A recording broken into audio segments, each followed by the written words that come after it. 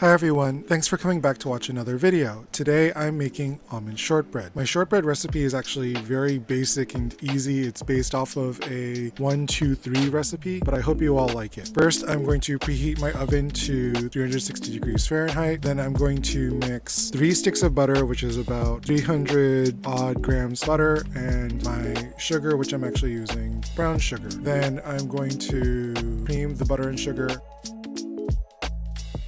I'm going to add 2 teaspoons of almond extract,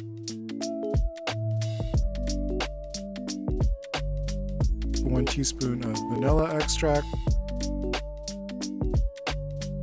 Make sure that as you are mixing, you scrape down the sides of the bowl, so this way everything comes together really well and you don't have any patches that aren't mixed properly, or at least not creamed properly at this stage.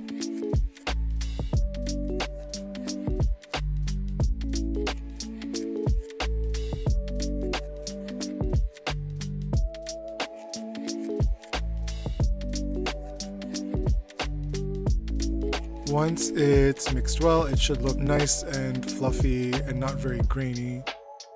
I'm going to go ahead and turn off my mixer, and the next part I'm actually going to mix by hand, so this way it doesn't get over mixed. Once you add flour, and if you over mix it, then shortbread cookies tend to become very chewy and tough. We don't want that.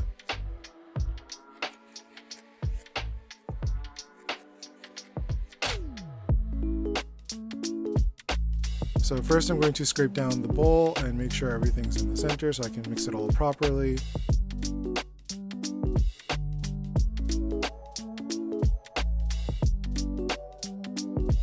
Now I'm going to add in my almond flour and some chopped walnuts. If you have some extra time like I did before I started recording the video, I actually toasted the almond flour and walnuts so that they would taste a little more strong.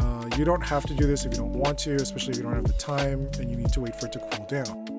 Now I'm going to add all my flour, 341 grams of flour, and I'm only going to mix it until it's essentially all combined. I don't want to overmix it like I said, because then I'm going to develop gluten and that makes a very tough shortbread cookie.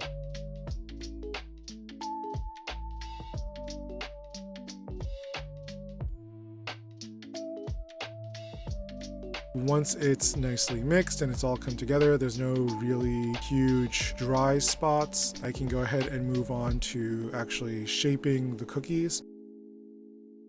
Now you could do this several different ways. I prefer to bake it as a slab in a Swiss roll tin because I like to cut it into bars later and I find that easier. You could, if you want, make round cookies, just shape them into balls and then squash them. You could also roll it out maybe you might need more flour for that though. Roll it out, chill it, cut it, and then bake those shapes if that's what you prefer. All that is going to also change the bake time that you're going to need for doing this, and making this recipe, I made it entirely with baking it as a slab in mind.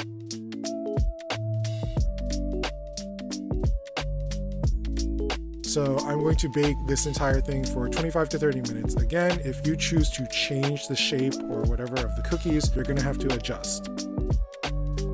Now that it's done, make sure it's nice and golden. You want to also gently press it and see if it's firm. You didn't see me do it, but I promise I did it.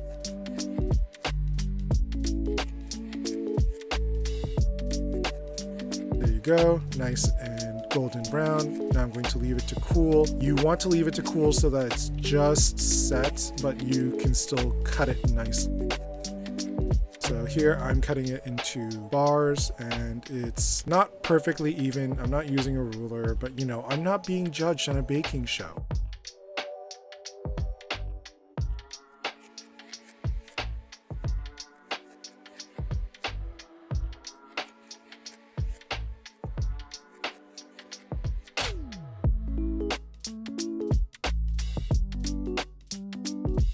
And there you go, all done. A bit of indecision on which piece to pick to show you guys, but as you can see, it's really nice and crumbly, and I promise you guys, it tastes great. It's one of the few cookies that I make that my family actually really enjoys. So I hope you guys enjoy, and thank you for watching.